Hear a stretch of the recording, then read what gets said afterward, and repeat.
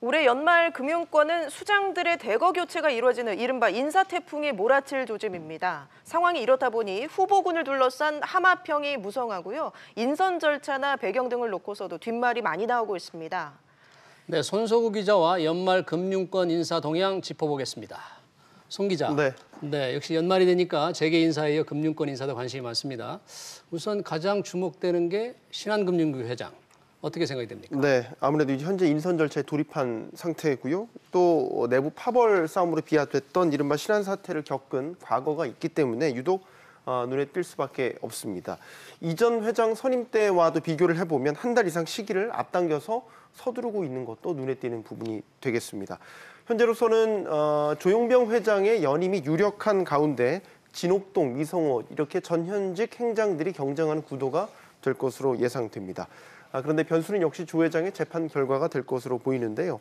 조 회장의 채용비리 재판 1심 공판과 선고가 이달과 내년 1월에 예정돼 있어서 이 조 회장의 유무죄 여부가 역시 초미의 관심사가 될 수밖에 없습니다. 네, 유죄가 선고될 경우에 어떻게 될 것인가 관심이 많은데 어떤 시나리오를 예상해 볼 수 있을까요? 네, 이와 관련해서 최근에 은성수 금융위원장 또 윤석헌 금융감독원장이 잇따라서 인선 절차의 투명성이라든지 또 법률 리스크에 대한 우려를 간접적으로 언급을 했습니다. 이에 따라서 신한금융지주 사회이사들로 구성된 회장 후보 추천위원회를 비롯해서요. 조용병 회장 역시 부담이 커지게 됐다. 이런 분석이 설득력을 얻고 있습니다. 함영주 전 하나은행장의 경우와 비교될 수밖에 없는데요. 금융감독원은 올해 초에 이 함 전 행장의 연임을 앞두고 하나은행 이사회에 채용비리 재판에 관한 법률 리스크 우려를 전달했고요. 이에 함 행장은 연임을 포기한 바 있습니다.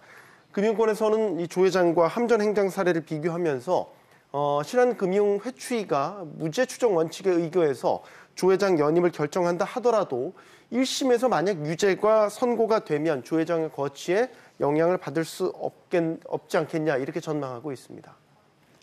네, 신한금융 그렇고요. 또 다른 은행도 지금 인선 절차가 진행 중인데 NH농협은행, IBK 기업은행도 그렇죠? 네, 뒷말이 좀 많다고요. 맞습니다. NH농협은행의 경우에는 이제 행장 임기가 다른 은행과 달리 1년으로 짧고요. 현재 이대훈 현 행장이 2018년에 선임이 돼서 2년째 행장직을 수행하고 있는데요. 농협은행 최초로 이제 3년임 도전하고 있는데 막판까지 결과를 예단할 수 없는 상황으로 알려져 있습니다. 그만큼 내부에서 찬반 의견이 팽팽하다는 얘기겠죠. IBK 기업은행은 일찌감치 이 잠재 후보들 간 물밑 경쟁이 치열했는데 최근에는 후보군이 좁혀진 것으로 알려졌습니다. 정은보 한미방위비협상 수석 대표가 유력 후보로 거론되는 가운데 유광열 금감원 수석 부원장, 또 내부 인사로는 임상현 기업은행 전무이사, 김영규 IBK 투자증권 사장, 시석중 IBK 자산운용 사장 등이 잠재 후보로 거론되고 있는데요. 관건은 관 출신이 행장으로 선임될지 여부입니다. 관 출신 인사가 행장으로 선임될 경우에는 낙하산 인사 논란과 기업은행 노조 반발이 예상되고 있습니다. 자, 이 밖에도 한국자산관리공사나 예탁결제원 등 주요 금융공기업들의 인선도 막바지에 이르면서 유력 후보들의 윤곽이 하나둘씩 드러나고 있는 상태입니다. 네, 송 기자 잘 들었습니다.